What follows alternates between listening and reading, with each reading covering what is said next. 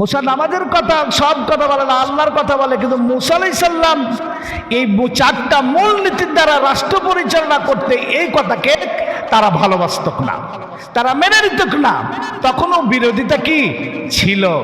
বর্তমানে বাংলাদেশে বহুত লোক আছে, আলেম ওলামারা খুব ভালো, আল্লাহর কথা বলবে, পরকালের কথা বলবে, কবরের কথা বলবে, খালি আগের নবীর যুগেদের খালি তাদের জীবনের হিস্ট্রির কথা বলবে, ইতিহাস বলবে।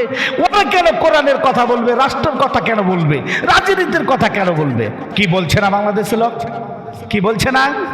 সব ভালো, হুজুরের সব ভালো, হুজুর খালি রাজনীতি করে, এটাই দোষ।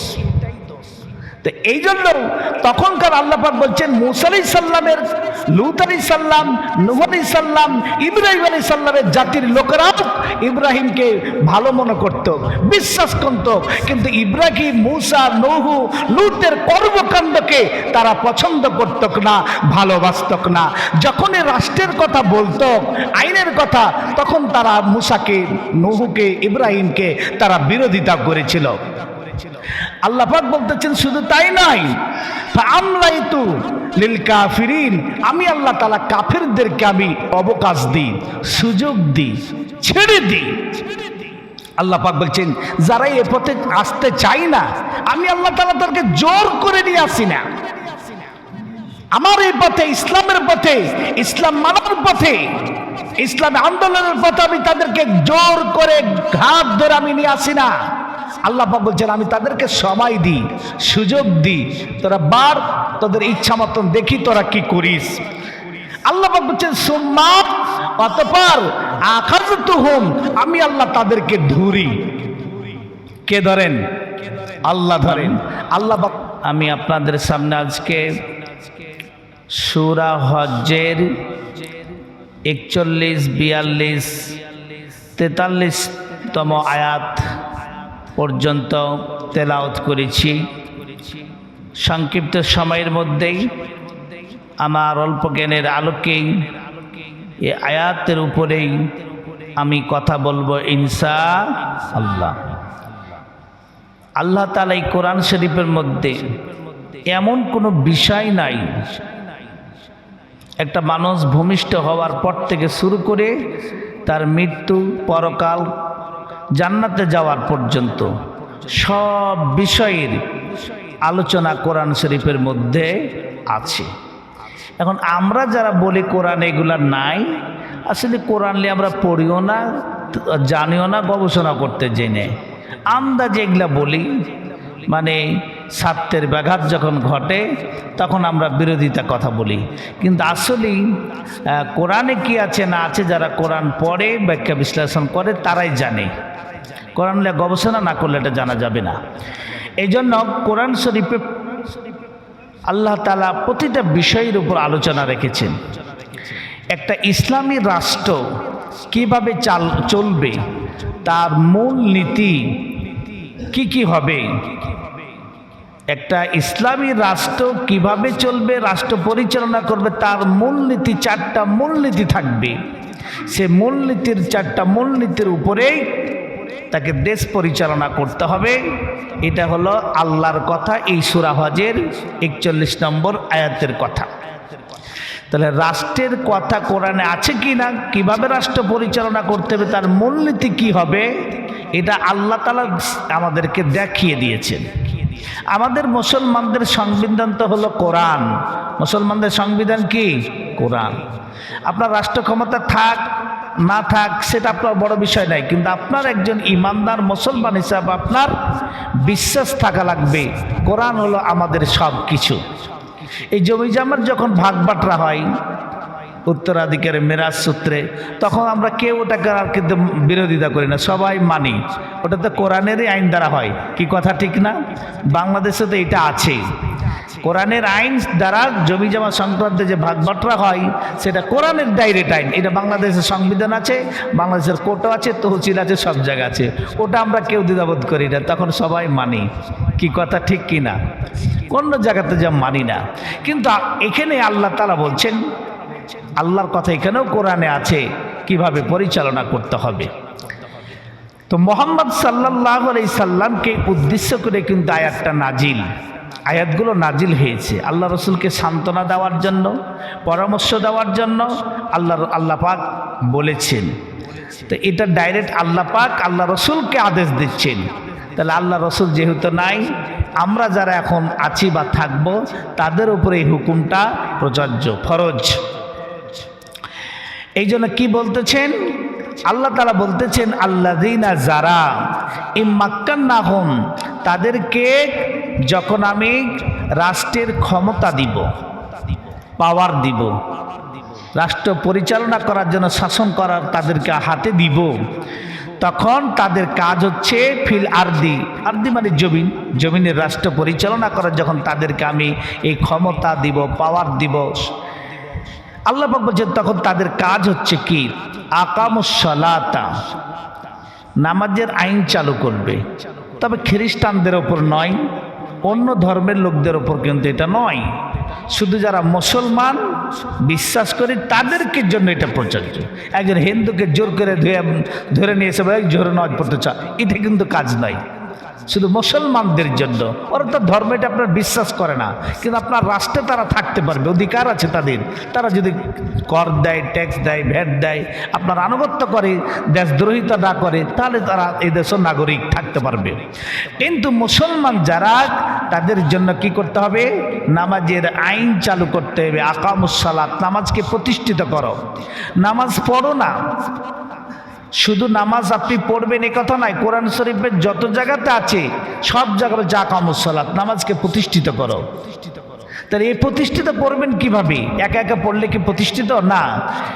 আপনি নিজে পড়বেন, পরিবারের সকল সদস্যদেরকে, আপনার প্রতিবেশীকে, সমাজকে, তাহলে যিনি রাষ্ট্রের দায়িত্ব পাবেন, রাষ্ট্র পরিচালনা করার ক্ষমতা পাবেন, তাদের দায়িত্ব কর্তব্য হলো রাষ্ট্রীয় পর্যায়ে নামাজের আইন চালু করতে হবে।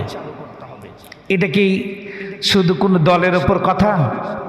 যারা আমরা মুসলমান সবার উপরে, কে আওয়ামী লীগ করেন, বিএনপি করেন, জামাত ইসলাম করেন, জাতীয় পার্টি করেন, ইসলামী আন্দোলন করেন, এনসিপি করেন, সেটা বড় নয়। আপনি যদি মুসলমান হন আর আপনি যদি বলেন যে আমি মুসলমান, কোরআন বিশ্বাস করি, আল্লাহকে বিশ্বাস করি, তাহলে আপনার উপর দায়িত্ব, এটা কর্তব্য। আল্লাহ পাক বলছেন ওয়াতাউ যাকাতা, যাকাত দাও। অর্থনৈতিক যে ব্যবস্থা হবে, রাষ্ট্র পরিচালনা করার জন্য যে অর্থের প্রয়োজন, আমাদের সরকার প্রত্যেকটা পণ্যের উপরে ভ্যাট বসায়, কর নাই, আয় করে নাই, রাষ্ট্র পরিচালনা করে। তো এই রাষ্ট্র পরিচালনা করার যে অর্থের দরকার, এই অর্থটা কোথা থেকে আসবে? যাকাত থেকে নিতে হবে। জমির যাকাত, অর্থের যাকাত, পণ্যের যাকাত, তারপর প্রাণীর উপর যে যাকাত, সেই যাকাত নিতে হবে, দিয়ে এখান থেকে আপনাকে রাষ্ট্র পরিচালনা করতে হবে। কারো কাছ থেকে টাকা ধার নিতে হবে না, ঋণ নিতে হবে না, আমেরিকার কাছে, চীনের কাছে দৌড়াদৌড়ি করতে হবে না। আপনার আমার দেশের লোকের যত কোটিপতি ধনীপতি আছে, তাদের যে যাকাত বের হবে, ওই যাকাতের টাকা নিয়ে বেকার বা উন্নয়নমূলক কাজে লাগাইতে পারবে। বা যারা এতিম, মিসকিন, অসহায়, যে 8টা যাকাতের খাত আছে, এই সব লোকদেরকে টার্গেট করে করে তাদেরকে দিতে হবে। এরপর আল্লাহ পাক বলছেন ও আমারু বিল মারুফি, সৎ কাজগুলোর কি করবে? আদেশ করবে। সমাজে যে কাজগুলো ভালো, যেই কাজগুলো মানবতার জন্য, কল্যাণের জন্য, মানুষের উপকারের জন্য, সেই কাজগুলোকে, ভালো কাজগুলোকে চালু করবে সমাজের মধ্যে। আর ওয়ানাহাউ আনিল মুনকার, অসৎ যে কাজগুলো আছে এগুলোকে উঠিয়ে দিবে। এগুলোকে কি করবে? নিষেধ করবে বা উঠিয়ে দিবে। আল্লাহ পাক বলছেন ওয়ালিল্লাহিল আকিবাতুল উমুর, আল্লাহ পাক বলছেন লিল্লাহি, আল্লাহর জন্য, আকিবাতুল উমুর, সমস্ত বিষয়ের চাবিকাঠি, চূড়ান্ত ফাইসালা আল্লাহর হাতে আছে। কার হাতে রয়েছে? আল্লাহর হাতে। তাহলে যে আল্লাহ চেয়ারে বসাইতে পারবেন, ক্ষমতা দিতে পারবেন, ওই আল্লাহ চেয়ার থেকে নামিয়ে দিতে পারবেন। কি কথা ঠিক না? যে আল্লাহ অসুস্থ করতে পারবেন সে আল্লাহ সুস্থতাও করতে পারবেন। যে আল্লাহ আপনাকে দারিদ্রতা বানিয়ে দিতে পারেন, ফকির, ওই আল্লাহ আপনাকে আবার স্বাবলম্বী বানিয়ে দিতে পারেন। আল্লাহ পাক বলছেন সমস্ত বিষয়ের চাবিকাঠি, চূড়ান্ত ফাইসালা আমার হাতের উপর আছে। অতএব আমার উপর ভরসা করে, আমার উপর বিশ্বাস রেখে প্রতিটা কাজের কর্মরীতি তোমরা বাস্তবায়ন করবা। কত সুন্দর কথা। এই জন্য এই আল্লাহর বিধান যদি আজকে চালু হয়, আজকে দেখেন বাংলাদেশে বিশেষ করে বর্তমানে এখন যা ঘটতেছে, ঢাকা শহর, নারায়ণগঞ্জ, বিভিন্ন জায়গায় ব্রিজে বলেন, কালভেটে বলেন, মার্কেটে বলেন, চাঁদাবাজ কে বা কারা করছে? আমাদের দেশের লোকই তো করছে। আমি কোনো দলকে বলছি না, কোনো দলের প্রতি আমার নাই, কিন্তু আমাদের বাংলাদেশেরই লোক, যেই দলে হোক, যারাই হোক, বড় দল ছোট দল বড় কথা নাই, যারা অপরাধী তাদের আমরা বিচার চাই। কি কথা ঠিক না? আইনের শাসন চাই। আমাদের ধর্মের লোক, ভিন্ন ধর্মের লোক, যেই দলের লোক, সরকারি দলের লোক হোক না কেন, মানুষকে ওয়াহিত রাস্তাঘাটে জোর করে রিক্সা চালকের কাছ থেকে, ট্রাক বাসালার কাছ থেকে যারা চাঁদা উঠাচ্ছে এদেরকে প্রতিহত করতে হবে। এটা হলো রাষ্ট্রের কাজ, এটা হলো অন্যায় কাজ। যারা টেন্ডারবাজি করছে, দুর্নীতি করছে, ঘুষ খাচ্ছে, ইয়াবা পান করাইছে, মদের মানুষকে মদ খাওয়াচ্ছে, সমস্ত যতগুলো অপকর্ম, এইগুলো হলো রাষ্ট্রের যিনি ক্ষমতা থাকবেন, পাওয়ার থাকবেন, তাদের দায়িত্ব হলো সমাজ থেকে কাজগুলোকে উঠিয়ে দিতে হবে, এগুলোকে বন্ধ করতে হবে, প্রতিহত করতে হবে। পক্ষপাতিত্ব করা যাবে না, কোনো স্বজন প্রীতি করা যাবে না। এটা তো আমার দলের লোক, এটা তো আমাদের লোক, যা করছে করুক, 2 টাকা করম করে খাই, এগুলো করা যাবে না। তাহলে এইটা যদি হয়, এই কোরআনের আয়াত দ্বারা যদি হয়, সমস্ত অন্যায় কাজগুলোকে উঠিয়ে দেওয়া হবে আর ভালো কাজগুলোকে সমাজে চালু করতে হবে। এটা হলো একটা রাষ্ট্রপ্রধানের দায়িত্ব। তাহলে এই বাংলাদেশে কোনো অন্যায় অবিচার চলবে না, মানুষ নিরাপদে শান্তির সাথে কি সে চলতে পারবে। কি কথা ঠিক না? আজকে কোটি কোটি টাকার ওষুধ আছে ঠিক, মেডিকেলে, হাসপাতালে দেখা যায় ওষুধ থাকার পরও ওষুধ নাই বলে, ওষুধকে বাইপাস করে বিক্রি করে দেয়। কি কথা ঠিক না? অথচ মানুষের কল্যাণের জন্য আছে, একজন অসহায় মানুষের জন্য আছে। কিন্তু আমাদের এমন একটা মানুষের নীতি নৈতিকতা নষ্ট হয়ে গেছে, যে যেখানে থাকছে কিভাবে টাকা পয়সা লুটপাট করে খাবে, আরেকজন কি অনাহার আছে সেটা দেখার বিষয় নয়। এই সমাজ ব্যবস্থাকে আমাদেরকে চেঞ্জ করতে হবে। আল্লাহ তাআলা এখন বলতেছেন ওয়াইকাযিবুকা, যদি তারা কি করে, আপনাকে অস্বীকার করে। আল্লাহ রসুলকে বলছে, ইয়া রাসূল সাল্লাল্লাহু আলাইহি সাল্লাম, আপনি যখন ক্ষমতা পাবেন, মদিনার রাষ্ট্রপতি হবেন, আপনার হাতে যখন ক্ষমতা আসবে, আপনার কাজ হলে 4টা জিনিস বাস্তবায়ন করতে হবে। কিন্তু এই বাস্তবায়ন করতে যে আপনার কথাকে মেনে নিবে না, আপনার কথাকে অস্বীকার করবে। যারা বলেন সুবহানাল্লাহ। এই নামাজের বিধান আইন চালু করা আর বড় লোকদের, জমিদারদের যারা টাকা পয়সা তাদের কাছ থেকে জাকাত দেওয়া, এটা কিন্তু সবাই মেনে নিবে না। এই জন্য আল্লাহ রাসূল সাল্লামের থাকাকালীন সময়েও জাকাত দিতে বিরোধিতা করেছে। আল্লাহ রাসূল মৃত্যুর পরে আবু বকর সময় প্রকাশ্যে জাকাত দিবে না, আবু বকর যুদ্ধ ঘোষণাও করেছিলেন। এই জন্য আল্লাহ পাক বলছেন, হে মুহাম্মদ সাল্লাল্লাহু আলাইহি সাল্লাম, ওয়াইউকাযিবুকা, আপনাকে যদি তারা মিথ্যা প্রতিপন্ন করে, আপনাকে যদি অস্বীকার করে, আপনার কথাকে যদি তারা মেনে নিতে না চায়, অস্বীকার করে, ফাকাদ, অবশ্যই এতে করে আপনি কি করবেন না, হতাশা হবেন না, আপনি মন খারাপ করবেন না। কে বলতেছেন?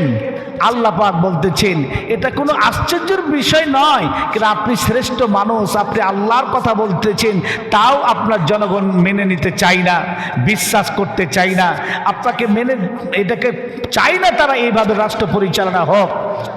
আপনি এটা কখনো হতাশা হবেন না বা আশ্চর্য হওয়ার কিছুই নয়। ফাকাদ, অবশ্যই, কাযযাবাত, তারা অস্বীকার করেছিল, কবলাহুম, তাদের পূর্বে। শুধু আপনার উম্মত বা আপনার সাহাবীরা, আপনাদের এলাকা মক্কা মদিনার লোকেরাই শুধু এটা অস্বীকার করবে সেটা নয়, এটা অস্বীকার করেছিল কবলাকুম, তাদের পূর্বে যারা যে জাতিগুলো এসেছিল, কওমে নূহিন, নূহ আলাইহিস সালামের জাতিরাও নূহ আলাইহিস সালামের এই সমস্ত কথাকে অস্বীকার করেছিল, অমান্য করেছিল। তাহলে এই কোরআনের আয়াতটা শুধু এখন নয়, এই কোরআনের আয়াত পূর্বেও ছিল। জোরে বলেন সুবহানাল্লাহ। এই জন্য মুহাম্মদ সাল্লাল্লাহু আলাইহি সাল্লাম বলছে, মুহাম্মদ সাল্লাল্লাহু আলাইহি সাল্লাম নূহ আলাইহিস সালামের যারা জাতি ছিল তারা নূহ আলাইহিস সালামের কথাকে মেনে নেয়নি। নূহ আলাইহিস সালামকে তারাও অস্বীকার করেছিল, তারাও অবিশ্বাস করেছিল, তারাও কি তাওহীদের কথা মানত না। শুধু তাই নাই, ওয়া আতুন ওয়া সামুদ, আদ জাতি এবং সামুদ জাতি, হযরতে হুদ আলাইহিস সালামের কওমের লোকেরা এবং হযরতে সালেহ আলাইহিস সালামের কওমের লোকেরা, ওই জাতির লোকেরাও এই কোরআনের যে চারটা মূলনীতির কথা বললাম, এই মূলনীতিকে তারাও মেনে নেয়নি, তারাও বিশ্বাস করেনি, অস্বীকার করেছিল। আজকে এই যে আমাদের বাংলাদেশে ইসলামী দলগুলা চেষ্টা করছে, আমরা ক্ষমতায় যেতে পারলে আমরা এই কোরআনের আইন দ্বারা নামাজের আইন চালু করব, জাকাত ভিত্তিক চালু করব, ভালো কাজগুলো চালু করব, অসৎ কাজগুলোকে উঠিয়ে দিব। কিন্তু জনগণ তাদের পক্ষে কি এমনি ভালোবাসে, কোরআনকে ভালোবাসে, নির্বাচনের সময় দেখা যায় তাদের পক্ষে ভোট দিতে চায় না। কারণ সে তো বেনামাজি, সে তো চিন্তা করে আমি ভোট দিলে তো আমাকে নামাজ পড়া বাধ্য করবে। যে চুরি করে সে তো জানে কি চুরি করে দিলে আমার হাত কাটবে। যারা কোটিপতি, ধনীপতি, শিল্পপতি, সে তো জানে আমার টাকা জাকাত দিয়ে নিবে। এই কারণে দেখা যায় সবই ভালো লাগে ঠিক, কিন্তু এই জায়গাতে এসে ক্ষমতায় তারা নিয়ে আসতে চায় না। শুধু এখানে না, বাংলাদেশে না, সারা পৃথিবীতে তাই। কোন ইসলামী দলগুলো যারা আল্লাহর জমিন, আল্লাহর দিন প্রতিষ্ঠিত করতে চায়, তারাকে জনগণ চায় না। না চাওয়ার কারণ হচ্ছে কি, তাদের বিপক্ষে চলে যায়। এই জন্য আল্লাহ পাক বলতেছেন, মুহাম্মদ সাল্লাল্লাহু আলাইহি সাল্লাম শুধু আপনার উম্মতেরা এই কাজ করবে না, আপনি মন খারাপ করিয়েন না, আপনি যতই বলেন তারা মানতে চাইবে না। কারণ এর পূর্বে এই কাজগুলা করেছিল কওম ইব্রাহিম, ইব্রাহিম আলাইহিস সালামের যারা জাতি, ইব্রাহিম আলাইহিস সালামের জাতির লোকেরাও ইব্রাহিমের এই কথাকে মানত না, তারাও অস্বীকার করত, অবিশ্বাস করত। কিন্তু ইব্রাহিম আলাইহিস সালাম কখনো মন খারাপ করে হতাশা হয়ে এই পথ থেকে দূরে সরে যায়নি। মন খারাপ করে করবই না, আর মানুষকে ডাকবই না ইসলামের পথে, এই কাজ তারা করেনি। যারা বলেন সুবহানাল্লাহ। আল্লাহ পাক বলছেন শুধু তাই নয়, কওম লূত, লূত আলাইহিস সালামের যারা, লূত আলাইহিস সালাম আল্লাহর একজন পয়গম্বর, আল্লাহ পাক বলছেন লূত আলাইহিস সালামের জাতির লোকেরা লূত আলাইহিস সালামের এই কথাকে তারা মানত না। যদিও লূতকে নবী হিসাবে মানত, আল্লাহ একজন আছে ঠিক, কিন্তু এই নামাজ চালু করতে হবে, জাকাত দিতে হবে, ভালো কাজগুলো করতে, অসৎ কাজ উঠিয়ে দেবে, এই কথা তারাও মেনে নিত না। হে মুহাম্মদ সাল্লাল্লাহু আলাইহি সাল্লাম, এতে আপনি কোনো মন খারাপ করিয়েন না, দুশ্চিন্তা করিয়েন না, কিন্তু আপনি কি ছেড়ে দিবেন তা না, আপনি কাজ করতে হবে। আল্লাহ পাক বলছেন ওয়াসহাবুল মাদিয়ানা, ওয়াসহাবুল মাদিয়ান, মাদিয়ান শহরের, মাদাইন শহরের যারা অধিবাসী ছিল, ওয়াকুযিবা, তারাও মিথ্যা রূপ করেছিল, এটাকে মানতক না। মূসা আলাইহিস সালাম, মূসা আলাইহিস সালামের যারা জাতি ছিল, ওয়াকাযযাবা মূসা, মূসা আলাইহিস সালামের জাতিরাও মূসা আলাইহিস সালামের এই কথাকে তারা মেনে নিতে পারত না। মূসার সব কথা ভালো লাগে, মূসা নামাজের কথা সব কথা বলে না, আল্লাহর কথা বলে, কিন্তু মূসা আলাইহিস সালাম এই চারটা মূলনীতির দ্বারা রাষ্ট্র পরিচালনা করতে এই কথাকে তারা ভালোবাসত না, তারা মেনে নিত না। তখনও বিরোধিতা কি ছিল। বর্তমানে বাংলাদেশে বহুত লোক আছে, আলেম ওলামারা খুব ভালো, আল্লাহর কথা বলবে, পরকালের কথা বলবে, কবরের কথা বলবে, খালি আগের নবীর যুগেদের খালি তাদের জীবনের হিস্ট্রির কথা বলবে, ইতিহাস বলবে। ওরা কেন কোরআনের কথা বলবে, রাষ্ট্রের কথা কেন বলবে, রাজনীতির কথা কেন বলবে? কি বলছে না বাংলাদেশের লোক, কি বলছে না? সব ভালো, হুজুরের সব ভালো, হুজুর খালি রাজনীতি করে, এটাই দোষ।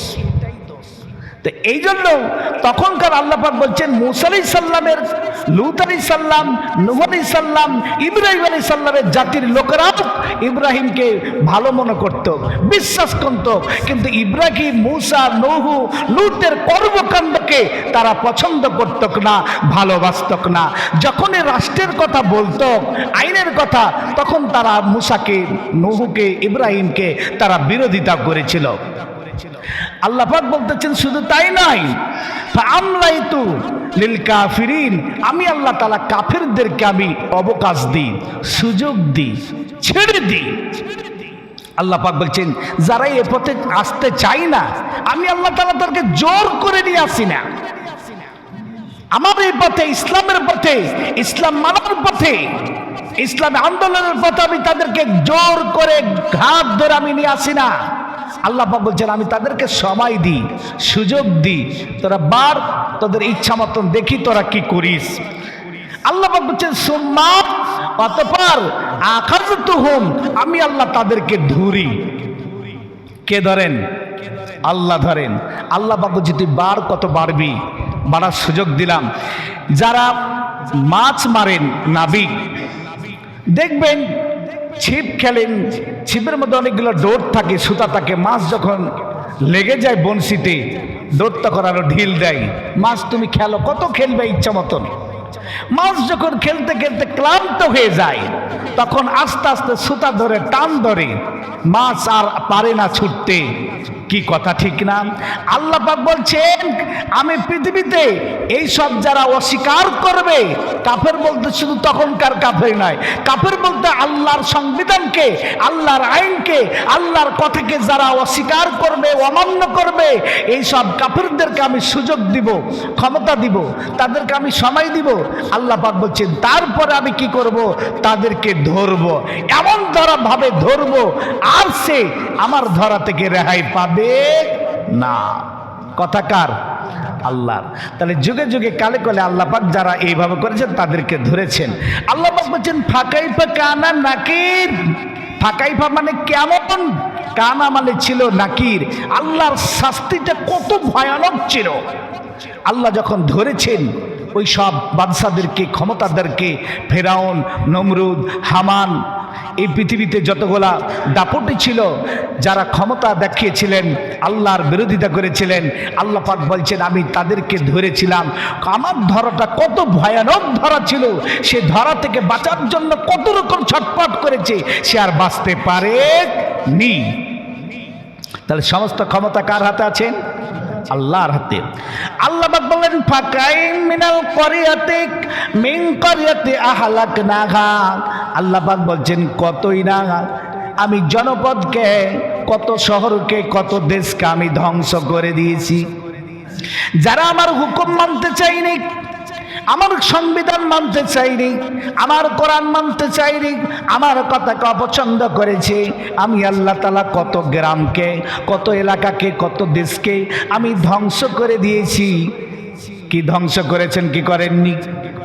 লূত আলাইহিস সালামের জমিনটাকে আল্লাহ পাক সাগর বানিয়ে দিয়েছেন, ওর জাতি গোষ্ঠীটাকে ধ্বংস করে দিয়েছেন।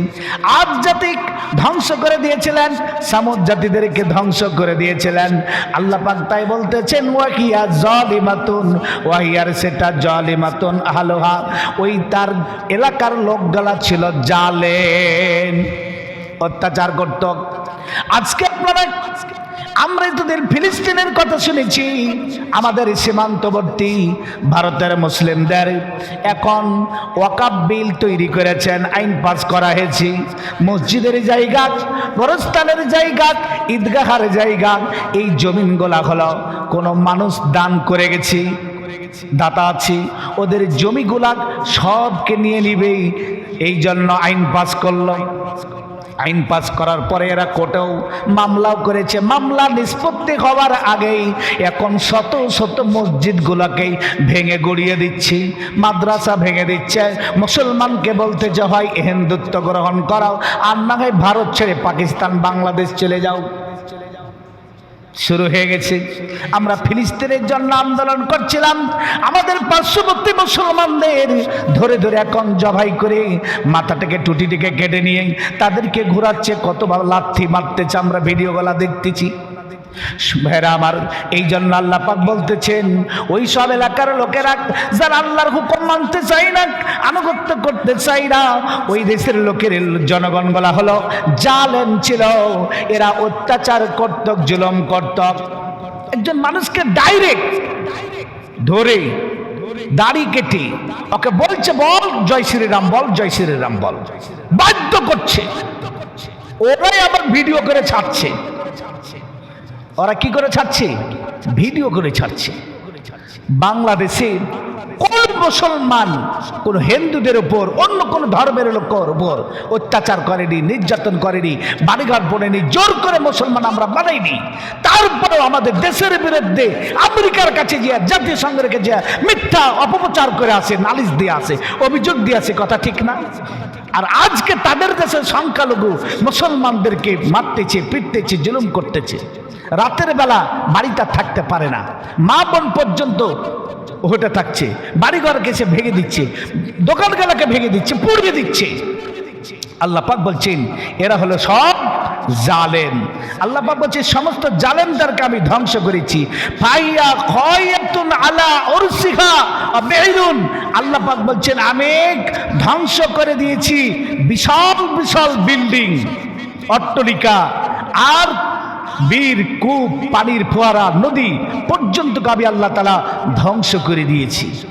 মানুষের যখন সাহায্য, মানুষের যখন শক্তি শেষ হয়ে যায়, তখন আল্লাহর সাহায্য চলে আসে।